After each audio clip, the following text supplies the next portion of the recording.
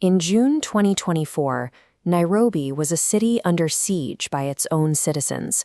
Protests over a controversial finance bill had reached a fever pitch, consuming the total attention of the public, the media, and the police.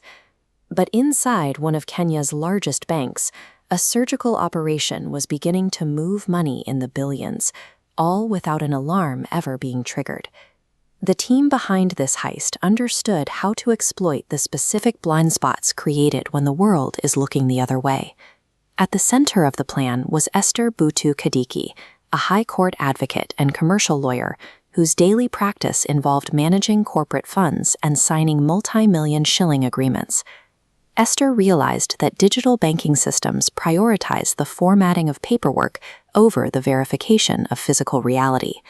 She understood that money requires a narrative to move. If a payment is presented as a salary or a service contract, the system is designed to approve the transaction automatically.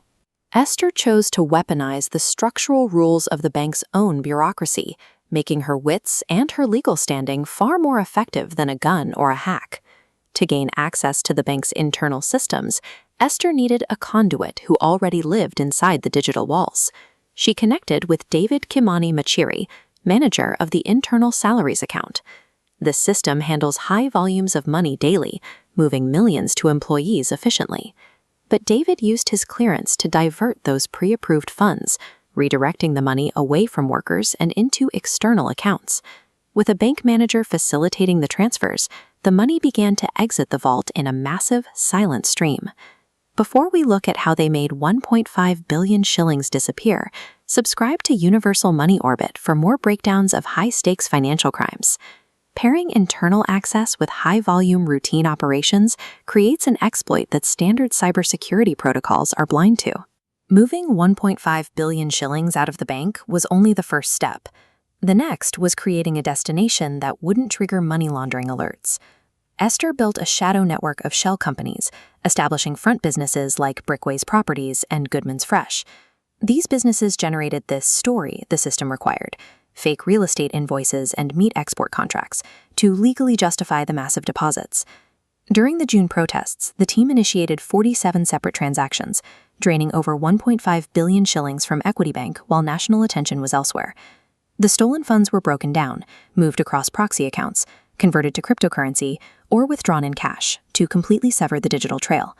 A meticulously structured paper trail makes stolen money effectively invisible to traditional banking authorities. Automated banking systems monitor the macro patterns of every network transaction, even when the individual documents look flawless to a human eye. A routine internal audit eventually flagged structural anomalies. Investigators realized the 47 transactions weren't isolated business deals, but a tightly interconnected web sharing the same sources and destinations. The network was unraveled by the Directorate of Criminal Investigations, leading to the arrest of Esther and her entire team. The irony of the heist is that the same meticulous structure used to move the money is exactly what created the mathematical pattern that exposed the crime. The modern bank heist has shifted away from physical violence and toward the manipulation of bureaucratic systems. This case highlights a global vulnerability. Our financial systems are built to trust the format of a transaction over the substance of the business behind it. A lawyer with a briefcase who knows how to tell a system exactly what it wants to hear represents a unique threat to modern banking institutions. Human ingenuity will continue to find ways around rigid rules, as long as those rules govern our money. For more stories on the mechanics of global finance, subscribe to Universal Money Orbit.